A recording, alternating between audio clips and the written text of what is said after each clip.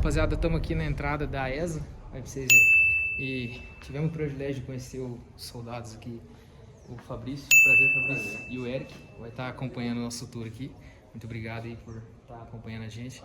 E vamos fazer um tour aqui agora, eles vão apresentar um pouquinho pra gente, tá? Vamos lá. Aqui já tem um brasão, né? Esse aqui é o brasão da ESA. E são os brasões as armas da ESA. Ah, é as armas? Uhum. Cada quatro desse representa uma arma. O primeiro lá é a infantaria. A infantaria. O segundo aqui é a cavalaria. Uhum. O terceiro ali é a artilharia. A engenharia e a comunicação. E a comunicação. Aí pra vocês verem, tem engenharia também, ó. Faz parte. Que legal. E ali é o patrono do Exército Brasileiro, Duque de Caxias. Uhum. Aquilo ali é umas... QR Code? Das famílias. Ah, das famílias. No caso, aquele terceiro quadrado com várias listras, ele representa a família do Duque de Caxias. Do Duque de Caxias. Sendo todos os outros representando outras famílias presentes na história brasileira. Olha que legal. Como ele mencionou aqui nesse quadro, a gente tem a figura das armas do Exército Brasileiro. Uhum. No caso, a pergunta principal do senhor foi sobre esse quadrado principal. No caso, ele é o símbolo da ESA, o antigo símbolo da ESA. A ESA, antigamente, ela tinha dois S, como o senhor pode reparar. Um S, ele representa a palavra escola, porque a gente é uma escola de formação de sargentos. A gente é um quartel-escola, por isso a gente tem essa figura dos dois S.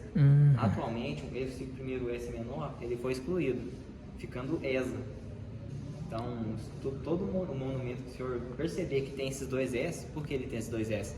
Porque ele é uma figura histórica, então a gente precisa representar como ele era. A gente não pode pegar um conteúdo histórico e reformular ele. Aí, legal. Como o senhor percebeu, a arma de comunicação está descentralizada. Por que não ela está inserida dentro de algum espaço específico como as outras? Era uma arma pós Segunda Guerra Mundial, tendo sido criada em 1953, mas a ESA ela já operava durante esse período. Quando ela vem a ESA, ela chega a ESA somente em 1958. Ela foi inserida. Ela foi Olha que inserida no legal. nosso espaço e posteriormente a formação de nossa escola. Por isso que, como é um material histórico, a gente não pode alterá-lo.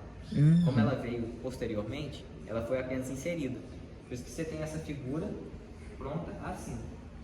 Aí, E pessoal. a arma após a Segunda Guerra Mundial ela foi criada devido à necessidade de ter uma arma independente ao arma de engenharia, pois elas eram inseridas uma dentro da outra. Aí, rapaziada, interessante, viu? A figura permanece e foi inserida a arma de comunicação. Esse é o brasão antigo da ESA. Bom, aqui na segunda parte, pessoal, nós tem a maquete da escola, aqui pra vocês verem. Né? Aqui contorna todo o rio. Esse rio, qual é o nome dele? É o Rio Verde. Rio Verde. São os três corações da cidade. Olha aí. Três Corações, ela é conhecida pelo nome de Três Corações. Uhum. Mas por que Três Corações? No caso, o Três Corações ela tem três rios que contornam certas partes específicas da cidade.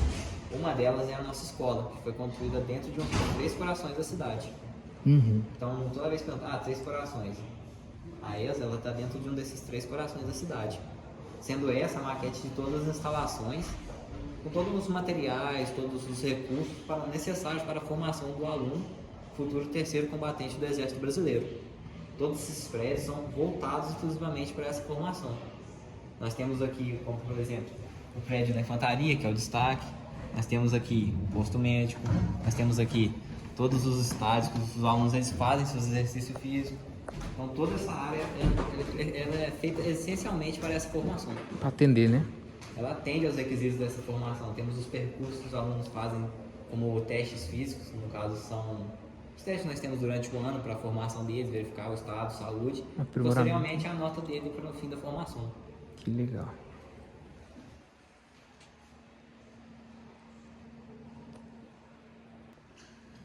Bom, rapaziada, e aqui tem a história, né, dos 500 anos do Brasil.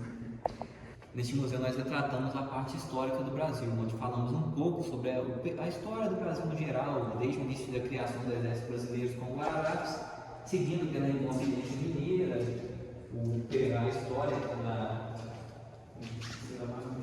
das tomadas de Caena, temos o Tratado de Tordesilhas, a presença dos portugueses no território nacional, holandeses, ingleses, as batalhas que ocorreram dentro desse período histórico. Temos a chegada da família real portuguesa ao território brasileiro, que foi um evento muito marcante. Tivemos também a chegada da Academia Real Militar, hoje conhecida como AMAN, que é um dos eventos que nós destacamos nesse quadro, e muitas outras que vieram junto com esse período. Viemos então posteriormente a isso, viemos um pouco sobre a independência do Brasil, com o movimento de independência, como diz, que tornou o território independente uma nação soberana. Pós-independência nós temos os governos regenciais, onde vamos conhecer a figura de Dom Pedro II. Posteriormente nós teremos as principais batalhas da qual o exército brasileiro participa, dando destaque à Guerra do Paraguai, que foi a maior guerra da América do Sul até os dias atuais, continua dominando aí nosso espaço. Temos a Batalha de Pedro Américo, onde Pedro Américo pintou um quadro sobre a batalha, que representa um quadro romancista da época. Seguimos um pouco, veremos um pouco sobre as batalhas predominantes do território nacional, dando destaque sempre à Guerra do Paraguai. A Guerra do Paraguai foi um movimento importante porque foi o maior conflito que tivemos dentro do nosso território nacional, sendo ela a última grande batalha que possuímos. Posteriormente teremos a Segunda Guerra Mundial, porém a gente não dá ênfase nesse contexto porque ela foi uma guerra europeia, mais voltada para aquele lado do mundo. E como a gente tem aqui uma guerra dentro do nosso continente sul-americano, então nós temos essa figura da Guerra do Paraguai, que predomina a nossa história, sendo o maior conflito que o Brasil já participou, tendo como no Império do Brasil, o Brasil como o principal atuante, junto aos seus aliados como a Argentina e o Uruguai. Como inimigo, nós temos a figura do Paraguai, na época, um dos mais poderosos países da América do Sul. Nós temos aqui uma linha cronológica do tempo sobre a República Velha, retratando cada principal movimento dos anos seguintes que decorreram na nossa história.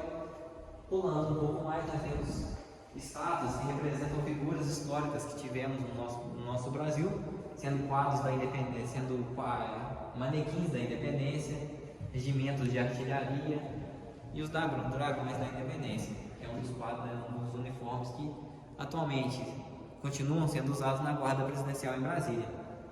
Passando um pouco mais à frente, nós já adentramos a República Nova, que ela retrata já um período mais atual na nossa história, já entrando um pouco na Segunda Guerra Mundial, que são as datas de 1937 a 1945, sendo 37 a entrada do governo e 39 o início da Segunda Guerra Mundial. Então agora nós já temos um pouco mais de contato com o Brasil atual, a nossa nova república. Posteriormente nós teremos um destaque, não envolvendo diretamente nossa história, porém a atuação brasileira ao cenário internacional das operações de missões de paz em nome da ONU. Sendo essas missões principais as missões de paz no Haiti, onde vários militares morreram no terremoto, sendo o maior terremoto presente em todo o continente. Temos a participação em missões de paz dentro de todo o cenário internacional, sendo elas missões de pacificação ou simplesmente missões de apoio humanitário, sendo algumas delas, como a do Haiti, nós tivemos uma missão de apoio humanitário, porém uma missão combativa, já que o país ele sofria com guerrilhas, desavenças entre governantes e sua população. Então tinham as partes que queriam tomar esse poder e a parte que queria manter o controle do governo. Então nós tivemos missões de combate reais, temos materiais que pertenceram a esse período, essas missões. Temos aqui esse acrílico que ele contém imagens de missões de paz no Egito, Rafa. E temos aqui demonstra uma imagem que não totalmente atualizada, temos mais participações atualmente, porém representa a participação do Brasil em todo o cenário internacional. Um pouco mais adiante a gente tem a antiga figura dos uniformes utilizados nessas missões de paz da ONU. Todo peacekeeper, nós chamamos eles de peacekeepers, eles são soldados da paz. Eles recebem seu emblema das Nações Unidas. A partir do momento que ele sai do território nacional, ele não deixa de ser brasileiro, porém ele deixa de responder à cadeia brasileira no momento, e responderá à cadeia das Nações Unidas em nome do Brasil, representando o nosso país, as figuras externas. Aqui, um pouco mais atrás, nós temos a figura já da ESA, do aluno. Esse uniforme é o primeiro A.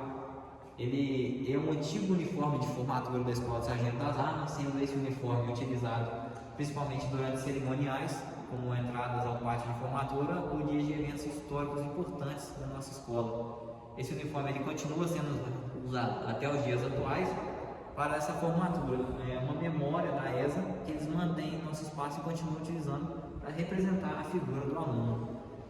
Do lado dele nós temos a figura do sábio do aluno, que ele é entregue todos os anos aos alunos que vão formar no corrente ano sua formatura do terceiro sargento do Exército Brasileiro, tendo a cerimônia de formatura de entrega do sábio, posteriormente o juramento à bandeira e ao sargento, que eles durante o ano fará essa formação. Teremos aqui um pouco mais sobre as missões de paz, pois nem toda missão de paz ela é somente no internacional. Essas missões de paz elas podem ser tanto fora quanto dentro do território. Uma delas o pessoal já deve conhecer, que são as missões de paz de pacificação do Rio de Janeiro.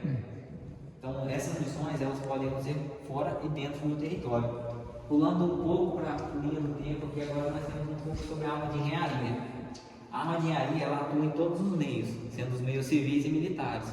Quando falamos sobre engenharia, nós podemos destacar como meio civil o auxílio nas construções de aeroportos, aeródromos, pontes, estradas. Nós temos também ligações ferroviárias, ligações marítimas. Então a engenharia ela é presente no ramo militar como uma arma importantíssima, como por exemplo a construção de pontes temporários, desenvolvimento de minas, o reconhecimento de áreas, de terrenos, áreas perigosas. E no meio civil nós temos o apoio dela à sociedade civil através de construção desses meios. Passando um pouco mais para mim aqui, nós temos um quadro que representa a divisão das forças do Exército Brasileiro em todo o território nacional. Essas informações elas estão de acordo com o corrente ano. Todas as divisões de Comando Militar do Sul, Comando Militar do Oeste, estão dentro das suas devidas frações. Um pouco mais adiante, nós temos as frases dos nossos heróis, patronos, pessoas importantes ao decorrer da nossa história. Essas frases elas representam o Exército Brasileiro, todos os valores que nós carregamos como cidadão brasileiro, parte do Exército Brasileiro e da sociedade civil no geral. Porque não é só o militar que ele carrega os valores da sociedade, o civil ele também carrega, sendo o primário e principal para todo o funcionamento do nosso país.